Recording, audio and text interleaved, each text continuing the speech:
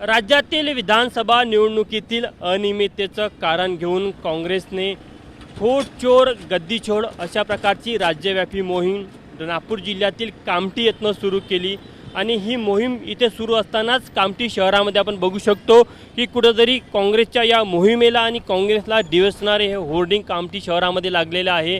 जर का तुम्ही त्या होर्डिंगवरचा मजकूर बघितला तर किसान का पैसा खाने वाले बेल पर बहार, कांग्रेस नेता राजनीति छोड़, ये चोर मचाए शोर अशा प्रकारचा हा मजकूर आहे। सोबतच त्या होर्डिंगमध्ये काँग्रेसचं जे निवडणूक चिन्ह आहे पंजा ते देखील आपल्याला पाहायला मिळत आहे आणि कुठेतरी रक्ताने माखलेलं ते पंजाचं चिन्ह आहे। त्याची जी नखं जर बघितली तर एखाद्या जनावरासारखे नखं त्या पंजाच्या चिन्हाला लावण्यात आलेले आहे। सोबत एक शेतकऱ्यांचा फोटो देखील आपल्याला पाहायला मिळत आहे।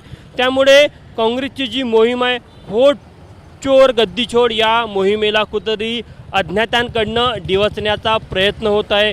कोणी होर्डिंग लावलं याबद्दल या होर्डिंगवर कुठेही मजकूरने आपण बघू शकतो की बाजूला कामठीची ही कृषी उत्पन्न बाजार समिती आहे, ज्या बाजार समितीमध्ये मोठा भव्य कार्यक्रम घेण्यात आला होता आणि काँग्रेसचे प्रदेशाध्यक्ष हर्षवर्धन सपकाळ, बाळासाहेब थोरात, सतेज पाटील आणि इतर ज्येष्ठ नेते इथे आलेले होते आणि त्यांच्या नेतृत्वामध्ये कामठीपासून या मोहिमेचा शुभारंभ झाला असताना कुठेतरी होर्डिंगच्या माध्यमातून काँग्रेसला डिवचण्याचा प्रयत्न इथे होत आहे आणि या होर्डिंगची संपूर्ण शहरामध्ये चर्चा रंगलेली आहे। मात्र आता प्रश्न हाच उपस्थित आहे की कुठेतरी ज्या नेत्यांबद्दल या मजकूर आपल्याला या होर्डिंगवर पाहायला मिळतो तो नेता कोण याची देखील चर्चा तितकीच रंगलेली आहे। आता याचं उत्तर ज्यांनी हे होर्डिंग लावले तेच देऊ शकतात, मात्र या होर्डिंगवर कोणी हे होर्डिंग लावले त्याचा उल्लेख नाही। त्यामुळे निश्चितच काँग्रेसच्या विरोधकांनी हे होर्डिंग लावलं असं बोललं जात आहे। कॅमेरामॅन मिथुन आदवणेसह तुषार कोहळे, एबीपी माझा, कामठी, नागपूर।